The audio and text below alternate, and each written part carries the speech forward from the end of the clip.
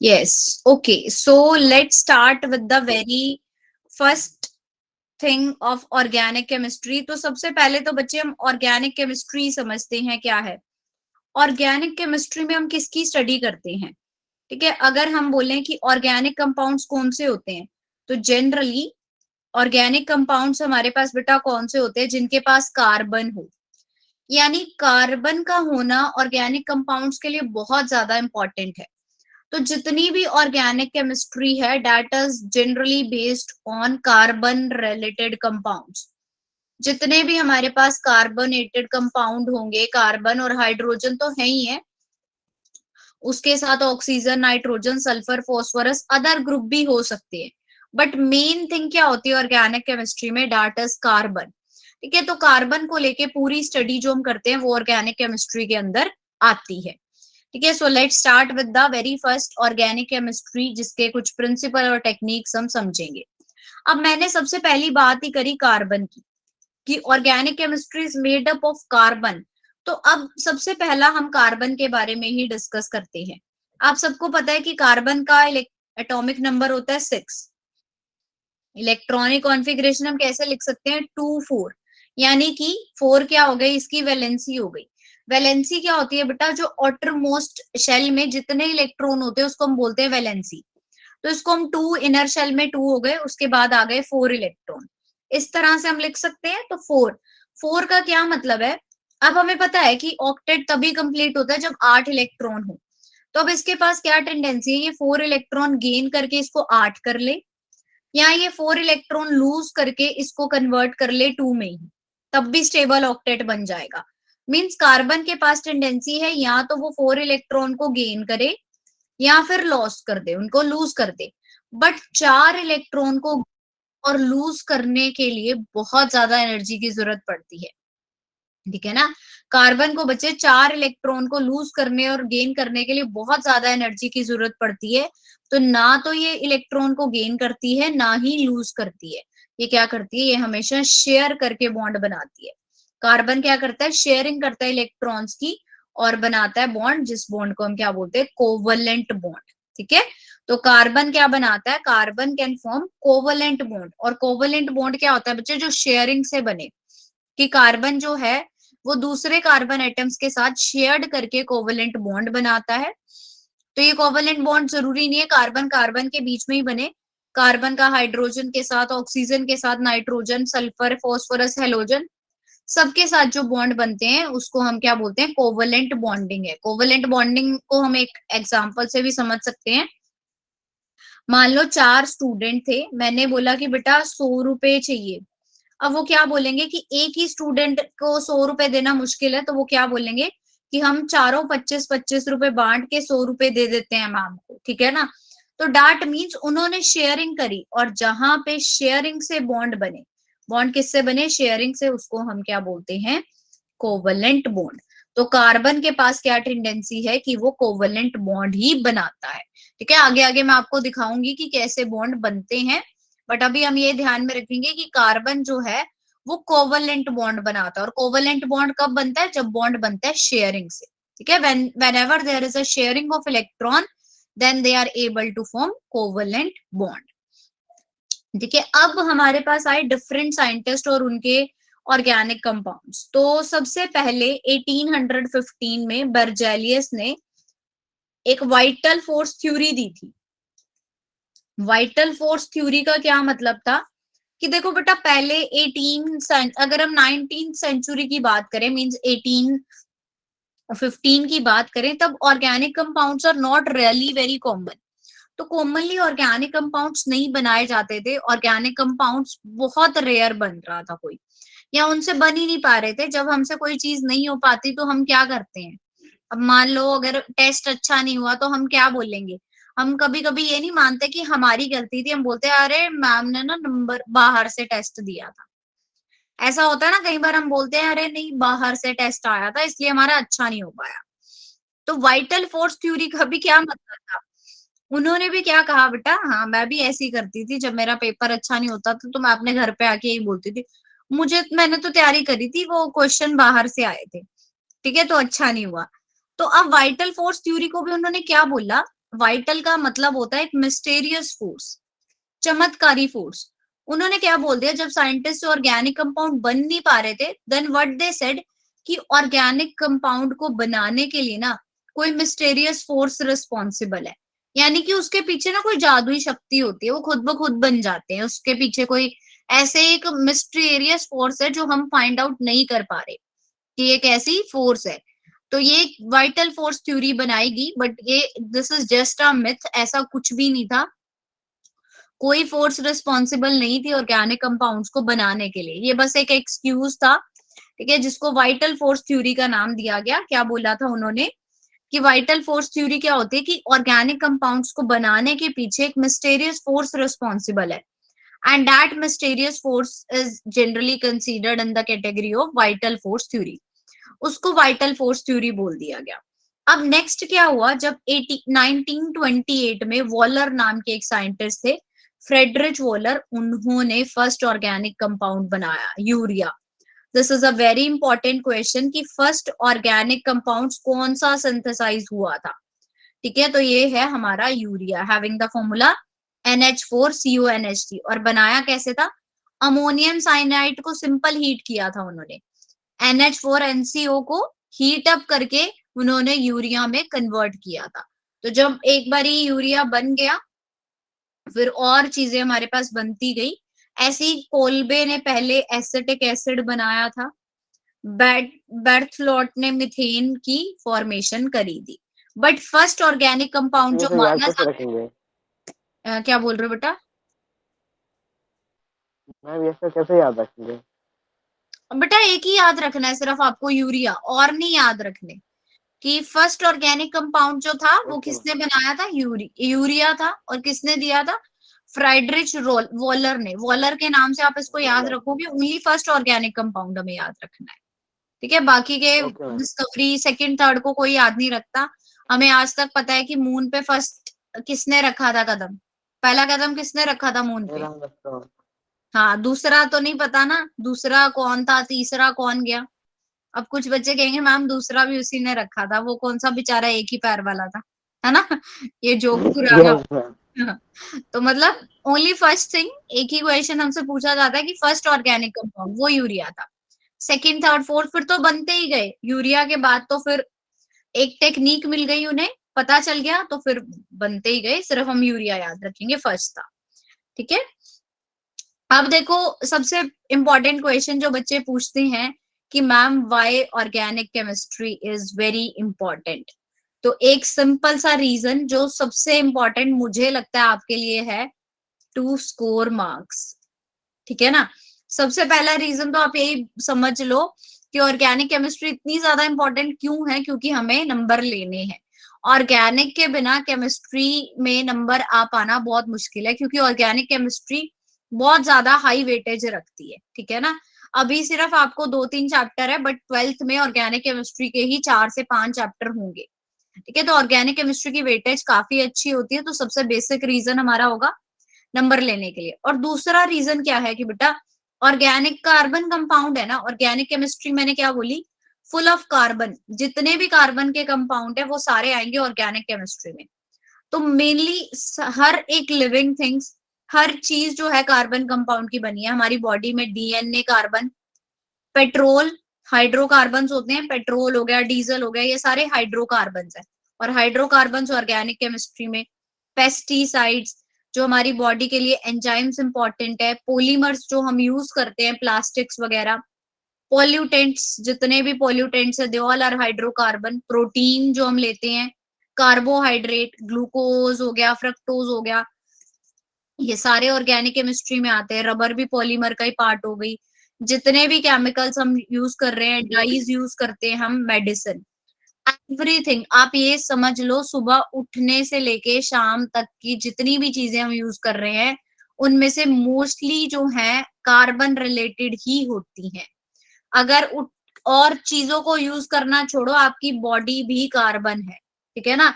हमारी खुद की बॉडी में ही बहुत सारी अमाउंट में कार्बन रहता है।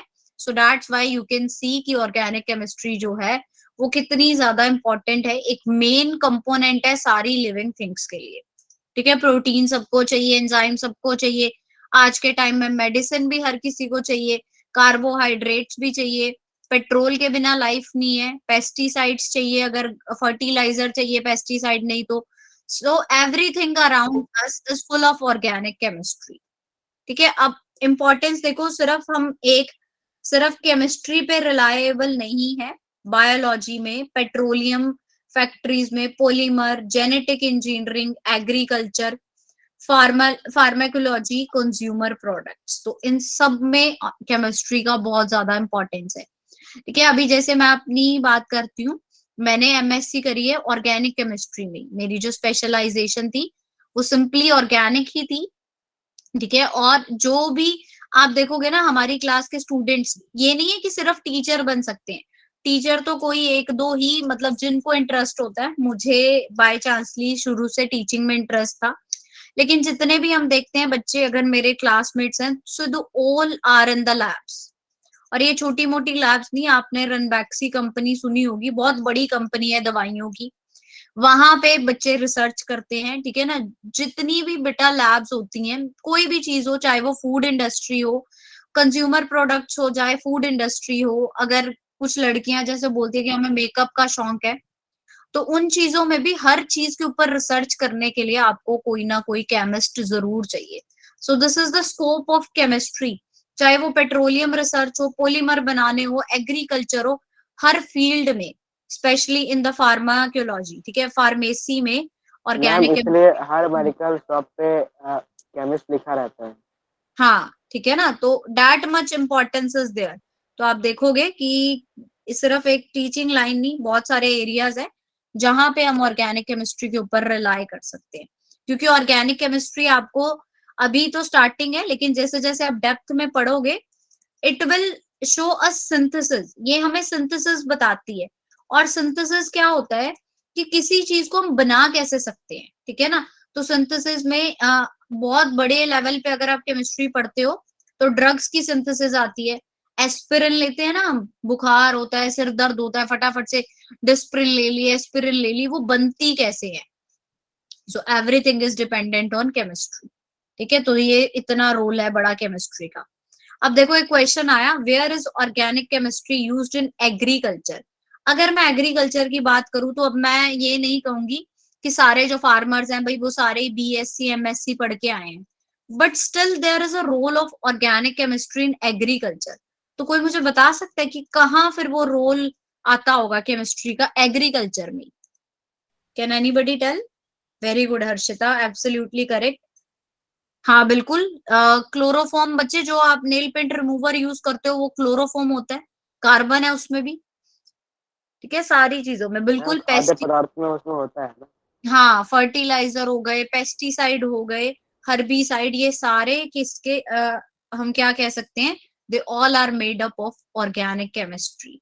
तो जितने भी हमारे पास क्या होते हैं, fertiliser, pesticide, herbicide, insecticide, fungicide होते हैं, इन सब में बहुत ज्यादा अमाउंट में कार्बन कंपाउंड्स ही होते हैं।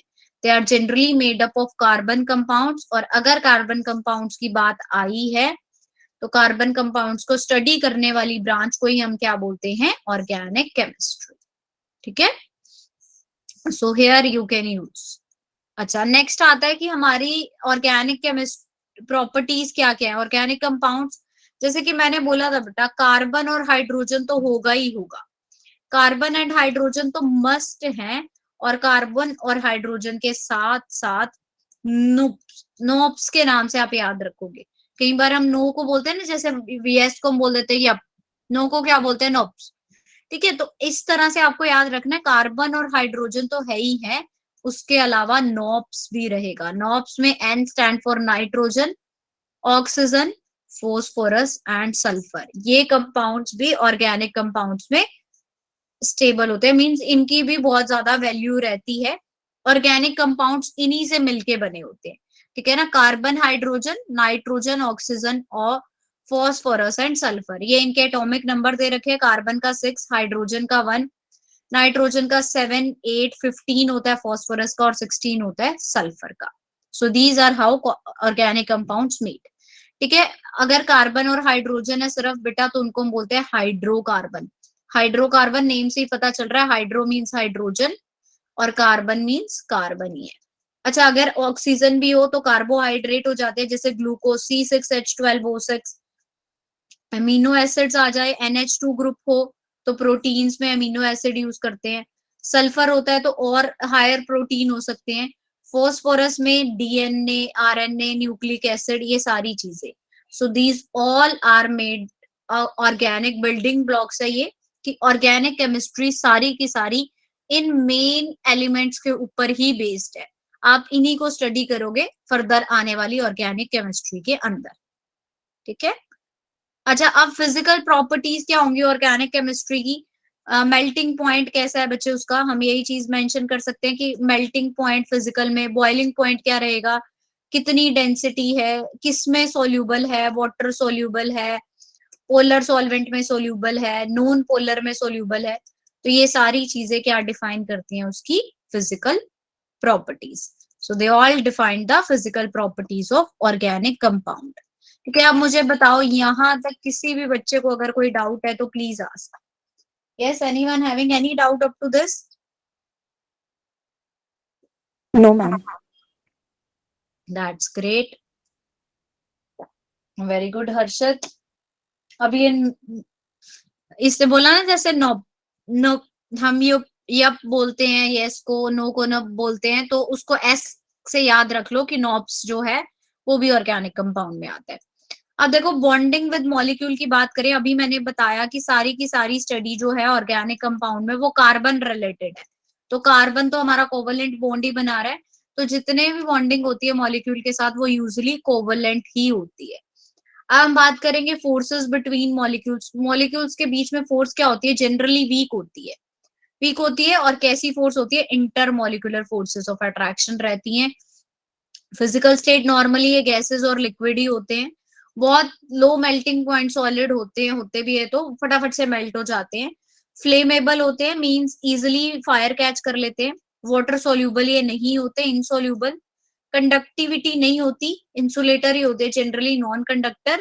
केमिकल रिएक्शन इनकी स्लो होती हैं और थोड़ी कॉम्प्लेक्स होती हैं, यानी कि नंबर ऑफ स्टेप्स में हम इसकी केमिकल रिएक्शन को कर सकते हैं, ठीक है। सो chemical reaction generally slow and complex, clear? तो देखो, एक नया बच्चा आया हमारी क्लास में, WWE रॉ। अरे बड़े ऐसे बच्चे आ रहे हैं ना, ये तो आई थिंक सो नया ही स्टूडेंट है हमारा। यस, WWE नहीं, पुराना है, पहले भी आता था। ओके, तो हमारा मॉनिटर कौन है इस क्लास का? असद है? अच्छा, दूसरी आईडी से, शिट। असद, अटेंडेंस ले लेना बच्चे, फिर मेरे को भेज भी देना। नोट कर लो जो नए बच्चे भी आ रहे हैं, ठीक है। अब चलो, अब हम बेटा चलते हैं टेट्रावेलेंस ऑफ कार्बन। टेट्रावेलेंसी का क्या मतलब है? टेट्रा मीन्स होता है बेटा 4, और वैलेंसी मैंने आपको बताई कि कितने number of electron in outermost shell. Outermost shell में कितने नंबर ऑफ इलेक्ट्रॉन है? अब 6 है कार्बन का नंबर, तो हम 2 और 4 लिखते हैं ना, तो इसकी वैलेंसी कितनी हुई? 4। तो that's why it is considered as tetravalency. और कार्बन का टेट्रावेलेंट नेचर है, तो ये इसको अलाउ करता है कि ये लार्ज नंबर ऑफ कंपाउंड्स बनाए, ठीक है ना। ये आपने 10th में भी पढ़ा होगा कि कार्बन के पास कैटिनेशन की प्रॉपर्टी होती है। पढ़ा था ना, कैटिनेशन क्या होता है? कि वो मैम बहुत सारे वैरायटी ऑफ कार्बन से बनता है। क्या कह रहे हो बच्चे? मैम कैटिनेशन 10th में पढ़ा था, तब एक लॉन्ग चेन कार्बन की होती है वो हाँ, मतलब लॉन्ग चेन में इसका क्या मतलब है कि उसके पास टेंडेंसी होती है कि वो बहुत सारे कंपाउंड बना सकता है, ठीक है ना, कि वो बहुत सारे कंपाउंड बनाए। तो electronic configuration 1s2 2s2 2p2, और outermost शेल में कितने इलेक्ट्रॉन होते हैं? 4, ठीक है। और नोबल गैस कॉन्फ़िगरेशन बनाने के लिए बेटा कार्बन को क्या चाहिए? वो 4 बॉन्ड्स बनाए। तो कार्बन क्या करता है? हमेशा 4 बॉन्ड ही बनाता है। उसकी एबिलिटी होती है किसी भी अदर एटम के साथ क्या करे, वो 4 बॉन्ड बनाए। जैसे कि कार्बन जो है 4 हाइड्रोजन बॉन्ड बना ले, CH4 बन जाता है। CH4 को हम क्या बोलते हैं? Methane. CH4 is represented as methane, ठीक है। तो यही चीज इन्होंने यहाँ पे भी बताई है कि अगर हमारे पास कार्बन है तो नंबर ऑफ न्यूट्रॉन और प्रोटॉन उसमें 6 होंगे। दिस P और N stand for proton and neutron. Electronic configuration उसकी 2,4 है, यानी कि उसके पास 4 बॉन्ड बनाने की टेंडेंसी है, जो उसने इस तरह से 4 बॉन्ड बना दिए। और उसको CH4 को हम क्या बोलते हैं? मीथेन। और ये चारों बॉन्ड कैसे होंगे? Covalent bond. So this type of bond are considered as covalent bond. ठीक है। अच्छा, अब हम बात करेंगे बेटा हाइब्रिडाइजेशन की। हाइब्रिडाइजेशन में क्या होता है कि सिंगल बॉन्ड है, मान लो ये कार्बन है, जो सिंगल बॉन्ड होता है फर्दर 3 हाइड्रोजन से जुड़ा है, इस कार्बन को हम क्या बोलते हैं कि ये sp3 हाइब्रिडाइज्ड है। ठीक है। हाइब्रिडाइजेशन आपने केमिक कोवलेंट वाले में चैप्टर 4 में पढ़ी भी होगी। सिंगल बॉन्ड बच्चे हमेशा sp3 हाइब्रिडाइजेशन शो करता है। डबल बॉन्ड होता है तो आप ये याद रख सकते हो, आसपास 2 हाइड्रोजन है तो ये sp2। ट्रिपल बॉन्ड के पास एक ही हाइड्रोजन होता है तो ये sp हाइब्रिडाइजेशन शो करती है। तो ये बहुत इंपॉर्टेंट क्वेश्चन है। सिंगल बॉन्ड क्या शो करते हैं? सिंगल बॉन्ड का कार्बन शो करता है sp3, डबल बॉन्ड का कार्बन शो करता है sp2, और ट्रिपल बॉन्ड का कार्बन क्या शो करता है हाइब्रिडाइजेशन? sp। ठीक है, sp hybridisation. This thing clear ये सबको? Yes, is it clear? Yes ma'am. Ma'am हाँ, किसी को कोई प्रॉब्लम है? Anyone having any problem? अच्छा चलो ठीक है, थोड़ा सा आगे चलते हैं हम। अब देखो बेटा, हमें बताने कितने सिग्मा और पाई बॉन्ड प्रेजेंट होंगे इन मॉलिक्यूल्स में।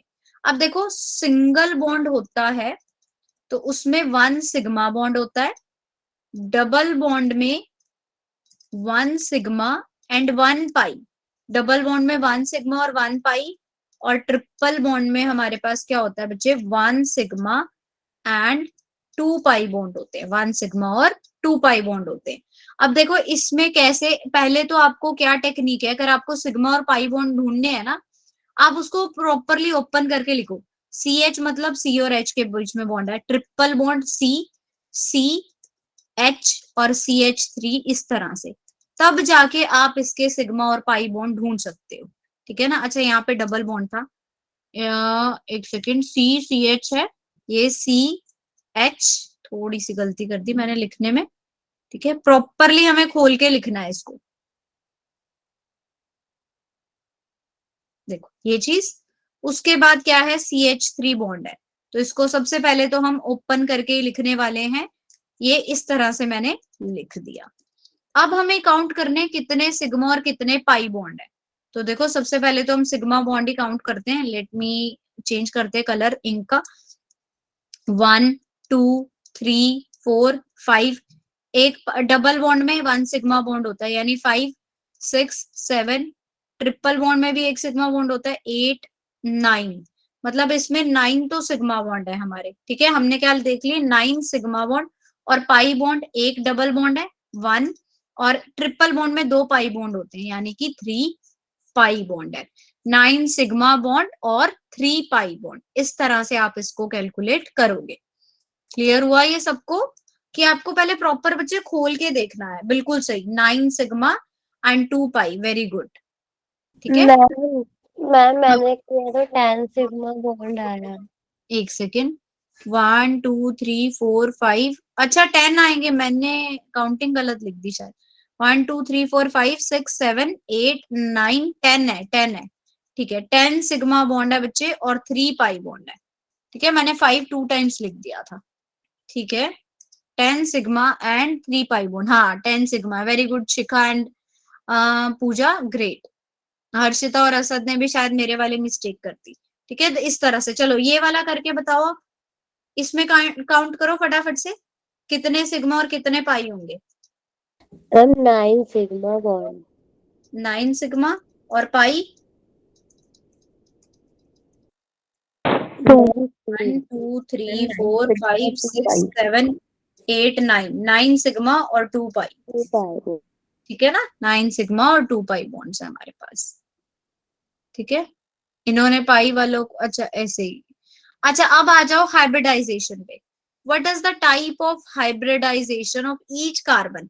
अब जैसे ये कार्बन है बच्चे CH3, इसके पास 3 हाइड्रोजन है, तो CH3 वाले का क्या होता है sp3 हाइब्रिडाइजेशन।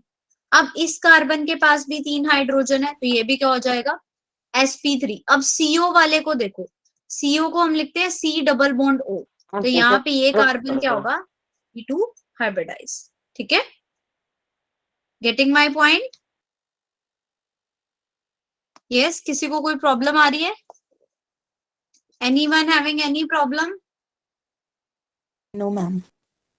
ओके, ठीक है, तो ये चीज देखेंगे बच्चे, वेरी गुड। अब देखो नेक्स्ट करते हैं, एक second, let me change the colour. हाँ, हमें हाइब्रिड इस कार्बन में, कार्बन की sp3, ये वाले कार्बन की बच्चे sp3, SCO वाले की sp2 हो जाएगी, क्योंकि C को हम C डबल बॉन्ड O लिखते हैं। अब CH3 में इस वाले कार्बन की क्या होगी? यस, क्या रहेगी? मैम sp3 ये वाले की, और साइनाइड में बेटा ट्रिपल बॉन्ड होता है, तो इसकी क्या हो जाएगी sp, इसकी आ जाएगी हमारे पास sp, और यहाँ पे HC double bond O NH2 आएगा, तो इस कार्बन की आप क्या लिखोगे sp2, ये वाले कार्बन की sp3 है, इस कार्बन की डबल बॉन्ड के साथ है sp2, ये भी डबल बॉन्ड है sp2, ये ट्रिपल बॉन्ड है तो sp। ठीक है, तो इस तरह से हर कार्बन की हम हाइब्रिडाइजेशन को शो कर सकते हैं। अच्छा, पिछली स्लाइड दिखा दूं मैं बच्चे, ये अपलोड भी कर दूंगी, वैसे ये देख लो आप। ठीक है, although I will upload it in the Bitly link as well. हो गया मैम। एक बिटली लिंक में आज मैं टेस्ट का भी फोल्डर बनाऊंगी, ताकि आपके जो भी पिछले टेस्ट हुए हैं आप वो भी देख सको, और साथ साथ आंसर भी होंगे उसमें। ठीक है, टेस्ट भी, टेस्ट के जो आंसर्स हैं वो भी, ताकि आप अपना पिछला भी रिवाइज कर सको। ठीक है, अब देखो हमें स्टेट ऑफ हाइब्रिडाइजेशन तो लिखनी है, साथ में उनकी शेप्स भी लिखनी है। ठीक है, हाइब्रिडाइजेशन के साथ साथ शेप। अब ये देखो C double bond O sp2 hybridised है, sp2 में शेप कैसी होती है ट्राइगोनल प्लेनर। ठीक है, sp2 की शेप होती है बेटा ट्राइगोनल प्लेनर। ये sp3 है, sp3 की शेप थी टेट्राहेड्रल, और ये sp है, sp की शेप कैसी थी लीनियर। लीनियर। वेरी गुड, तो in this way we will do. Clear सबको? ठीक है, अब एक और ये पाई बॉन्ड वाले फीचर्स जो हैं कैसे, ये आपको नेक्स्ट क्लास में मैं सिग्मा और पाई के बताऊंगी। पहले अब हम करेंगे स्ट्रक्चरल रिप्रेजेंटेशन। देखो स्ट्रक्चरल रिप्रेजेंटेशन कैसे होती है बेटा, ऑर्गेनिक कंपाउंड्स को हम बहुत सारे डिफरेंट वे में क्या कर सकते हैं रिप्रेजेंट। कुछ तो होते हैं लुईस स्ट्रक्चर और डॉट स्ट्रक्चर, ये हमने 4th चैप्टर में पढ़े ही थे। लुईस स्ट्रक्चर में हम क्या दिखा रहे थे कि कार्बन के पास अगर 4 वैलेंस इलेक्ट्रॉन है तो इसके आसपास 4 डॉट दिखा दिए। ठीक है, डैश स्ट्रक्चर से आप इसको कर सकते हो, यानी कि इस तरह से CH2 CH2 CH2 CH3 ऐसे कर दिया, डैश आ गया बीच में।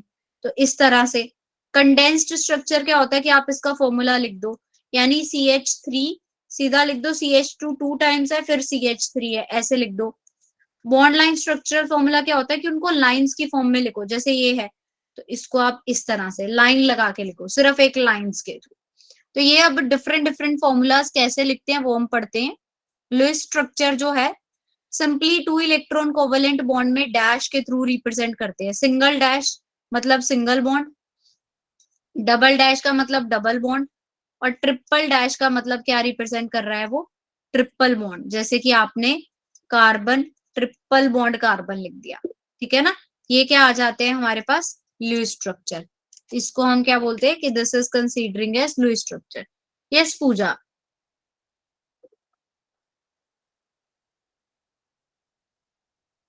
यस पूजा, कुछ कह रहे हो बच्चे? नो मैम, अच्छा, आपने हैंड रेस किया ना, मुझे लगा आपको कुछ कहना है। सॉरी गलती से हो गया। नहीं नहीं, कोई प्रॉब्लम नहीं बेटा, कोई प्रॉब्लम नहीं। ठीक है, अब देखो बच्चे ऑर्गेनिक केमिस्ट्री में अगर हम एग्जांपल लें इथेन का, इथेन को आप ऐसे लिख सकते हो C2H6, प्रॉपरली हम लिख सकते हैं दिस इज इथेन। ठीक है, इथीन क्या हो जाता है हमारे पास, इथीन मतलब double bond alkene group. Ethene क्या आ जाता है हमारे पास, डबल बॉन्ड आ जाता है। देखो ये इथेन है जिसको हम क्या बोलते हैं, एल्केन, सिंगल बॉन्ड होते हैं इसमें सारे। एल्कीन डबल बॉन्ड, यानी प्रेजेंस ऑफ डबल बॉन्ड, जहां पे भी ईन लगता है वहां पे डबल बॉन्ड होता है, और जहां ट्रिपल बॉन्ड लगता है उसको हम बोलते हैं एल्काइन, यानी कि ट्रिपल बॉन्ड। OH ग्रुप कौन सा होता है, कोई भी एल्कोहलिक ग्रुप, एल्कोहल हो तो उसके साथ हम क्या लगाते हैं, OH। एक ही कार्बन था तो उसको हमने क्या बोल दिया, methanol. This is considering as methanol. अब देखो कंडेंस्ड फॉर्मूला हम कैसे लिखते हैं, ये था आपका proper formula, complete structural formula, जिसमें आप उसके हर एक बॉन्ड को दिखा रहे हो, हाइड्रोजन के तीनों बॉन्ड आपने शो करे हैं। ये होता है कंप्लीट स्ट्रक्चरल फॉर्मूला, कि आपने प्रॉपर दिखाना है, पूरा लिख दिया। नेक्स्ट आता है बच्चे हमारे पास कंडेंस्ड फॉर्मूला। कंडेंस्ड फॉर्मूला क्या होता है, सिंपल एक फॉर्मूला की फॉर्म में लिखो, जैसे इथेन को CH3 लिखो, बॉन्ड नहीं शो करते सिंगल वाला, लेकिन डबल बॉन्ड को हम शो करते हैं CH2 डबल बॉन्ड CH2।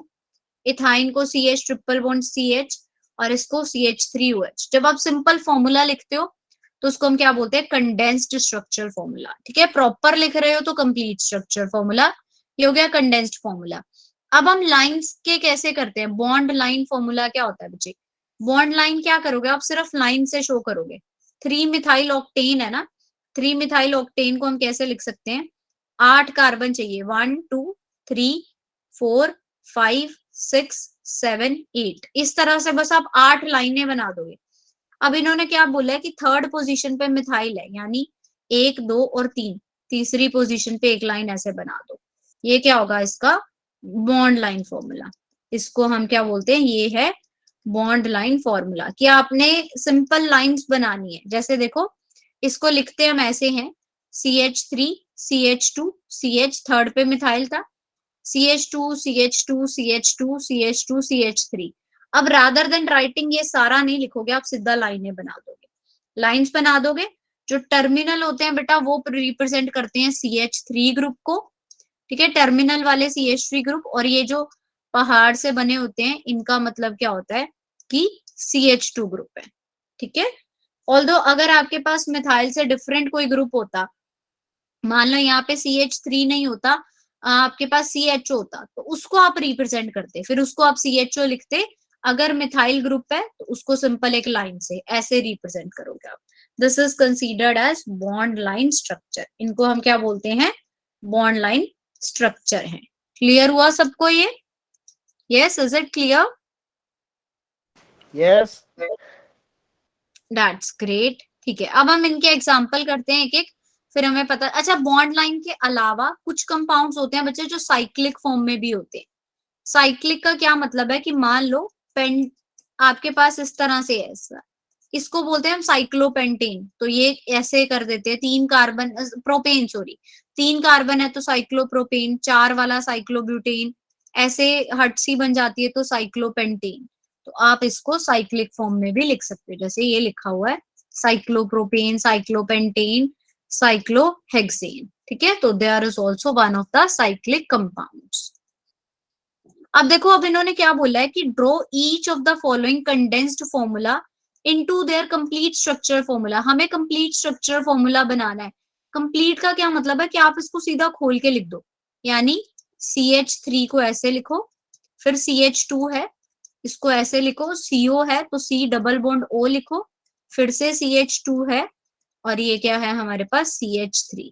तो ये हो जाता है इसका कंप्लीट फॉर्मूला। ठीक है, इन दिस वे कोई कंडेंस्ड फॉर्मूला है उसको कंप्लीट स्ट्रक्चर फॉर्मूला में हम ऐसे लिख सकते हैं।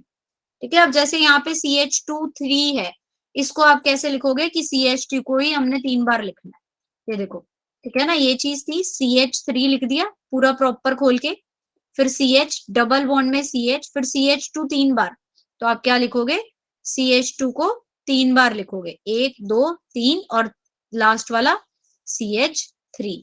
तो प्रॉपर खोल के जब हम उसको लिखते हैं तब हम उसको क्या बोलते हैं, कंप्लीट स्ट्रक्चरल फॉर्मूला।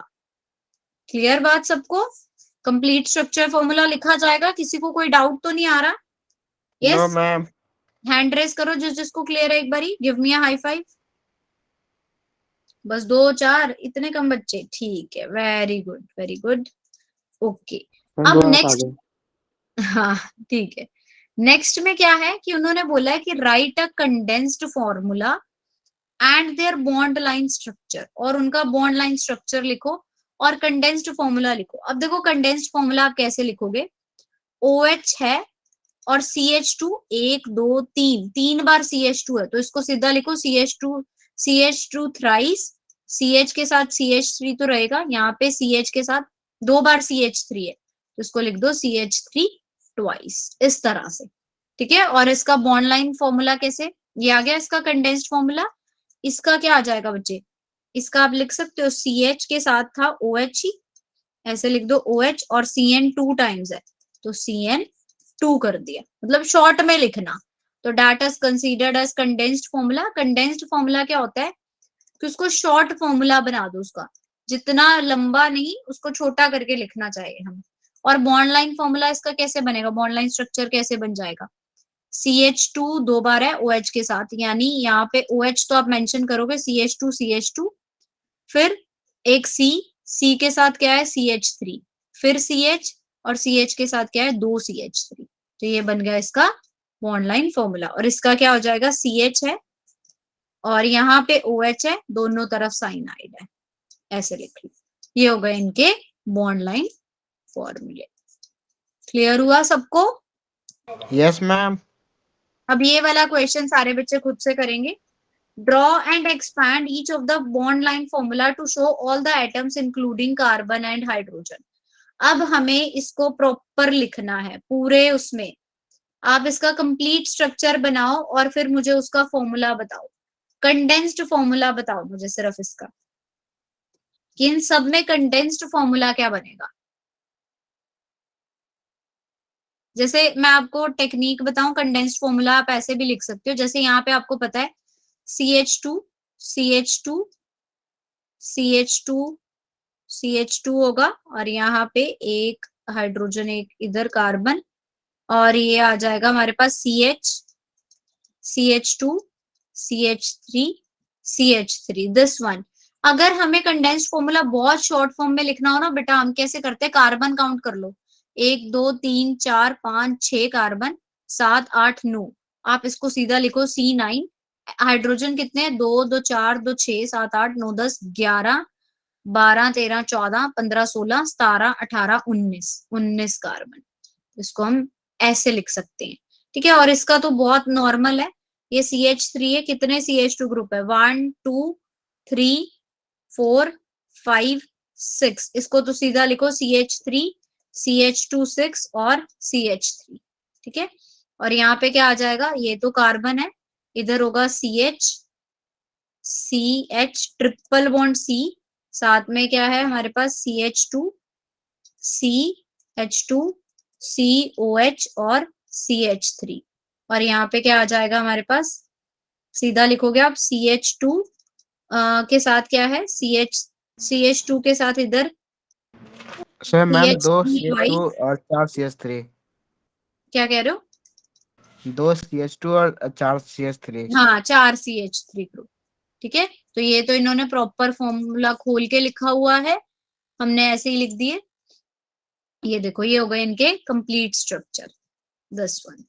ठीक है, so this is how we can prepare their complete structures. Clear हुआ सबको? Yes ma'am. ठीक है, इधर किसी को कोई डाउट तो नहीं होगा? अब सब बना लेंगे सारे, हर तरह के फॉर्मूले, हाइब्रिडाइजेशन, सिग्मा, पाई बॉन्ड, किसी को कोई प्रॉब्लम? No ma'am.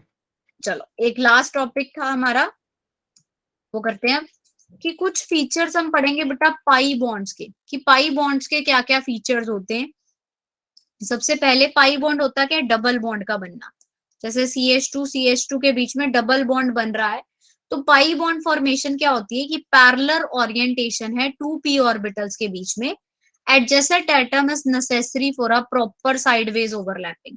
मान लो 2p ऑर्बिटल है हमारे पास, तो इनके बीच में साइडवेज ओवरलैपिंग हो सकती है, या अबव और बिलो द ओवरलैपिंग होती है, अबव द प्लेन और बिलो द प्लेन, तो ये दोनों ऐसे आपस में मिलके क्या बनाते हैं, पाई बॉन्ड। ठीक है, इनमें क्या रहती है, साइडवेज ओवरलैपिंग। और एक चीज का ध्यान रखना है कि ये सेम प्लेन में होने चाहिए, ये नहीं है कि ये px वाला है और ये पी वाई वाला ये आपस में नहीं जुड़ते, पी एक्स वाला सिर्फ पी एक्स के साथ ही जुड़ के हमें पाई बॉन्ड देता है। तो पाई बॉन्ड कैसे होते हैं, साइडवेज ओवरलैपिंग में आते हैं और वो सेम प्लेन के होने चाहिए। नेक्स्ट क्या है कि पी ऑर्बिटल जो है जनरली पैरेलल होते हैं और एक दूसरे के परपेंडिकुलर होते हैं प्लेन में, तो उनके जो रोटेशन है कार्बन कार्बन के बीच में वो थोड़ी बहुत रिस्ट्रिक्टेड रहे, ये नहीं कि 360 पे ही घूम जाए, ठीक है, रिस्ट्रिक्शन रहती है डबल बॉन्ड करेक्टर में। और जो इलेक्ट्रॉन चार्ज होता है कार्बन कार्बन के ऊपर वो अबव द प्लेन भी शो कर सकते हैं और हम बिलो द प्लेन भी चार्ज आ जाता है, जिसकी वजह से इलेक्ट्रॉन्स जो हैं वो अवेलेबल रहते हैं किसी भी अटैकिंग रिएजेंट के लिए, ठीक है ना। So this results in the electrons being easily available to the attacking reagent, किसी भी इलेक्ट्रॉन के लिए वो इजीली अवेलेबल रहे अटैकिंग रिएजेंट के लिए, ठीक है, ये चीज थी। और बाकी हम सिग्मा और पाई बॉन्ड के बारे में प्रॉपर फिगर्स के थ्रू डिटेल में पढ़ेंगे नेक्स्ट क्लास में। तो आज की क्लास में जो जो हमने सीखा एक बार हम उसको ओवरव्यू करते हैं। सबसे पहले तो हमने यही पढ़ा कि ऑर्गेनिक कंपाउंड जो है हमारे वो सारे कार्बन रिलेटेड कंपाउंड है, कार्बन है, हाइड्रोजन है, नाइट्रोजन, ऑक्सीजन, फॉस्फोरस और सल्फर, ये मेन कंपाउंड होते हैं। फिर हमने उसके कुछ यूजेस पढ़े कि कहाँ कहाँ हम उसको डेली लाइफ में यूज करते हैं, ठीक है, तो आपने देखा हर एक चीज में कितना इंपॉर्टेंस है। फिर हमने हाइब्रिडाइजेशन की बात करी, हाइब्रिडाइजेशन में हमारे पास क्या आएगा मेन कि सिंगल अगर हो बॉन्ड तो उसमें सिग्मा कहाँ होता है, सिंगल बॉन्ड में, ठीक है, और हाइब्रिडाइजेशन होती है sp3, डबल वाले में 1 सिग्मा 1 पाई और हाइब्रिडाइजेशन sp2, ट्रिपल वाले में हमारे पास 1 सिग्मा और 2 पाई और हाइब्रिडाइजेशन sp, ठीक है, ये चीजें हमने डिस्कस करी। और उसके बाद इसके स्ट्रक्चर कैसे कैसे बन सकते हैं वो सारे हमने पढ़े, कंडेंस्ड फॉर्मूला, उसके बाद प्रॉपर स्ट्रक्चरल कंप्लीट स्ट्रक्चर जिसको हम बोलते हैं, और लास्ट आया था हमारे पास बॉन्ड लाइन स्ट्रक्चर फॉर्मूला। तो यहाँ पूरे इसमें किसी भी बच्चे को कोई डाउट है तो वो पूछ सकता है। Anybody wants to repeat anything? No ma'am. School में हो चुका है, हाँ स्कूल में आप लोग बता रहे थे कि काफी पहले से रिवीजन शुरू हो, मतलब ऑर्गेनिक आप लोगों की शुरू हो गई थी, तो ठीक है। सो दैट्स ऑल, ये सबको क्लियर है? Very good, yes clear. Very good बेटा। अच्छा ठीक है, अब जो आगे है वो फिर हम नेक्स्ट क्लास में करेंगे। अब मुझे ये बताओ किसी को टेस्ट देते वक्त कोई डिफिकल्टी तो नहीं आई, कोई भी ऐसा क्वेश्चन तो नहीं था जो टेस्ट में लगा अरे ये क्या पूछ लिया, गलत पूछ लिया? आपको सैटरडे वाली क्लास से काफी हेल्प मिली होगी ना। तो अब संडे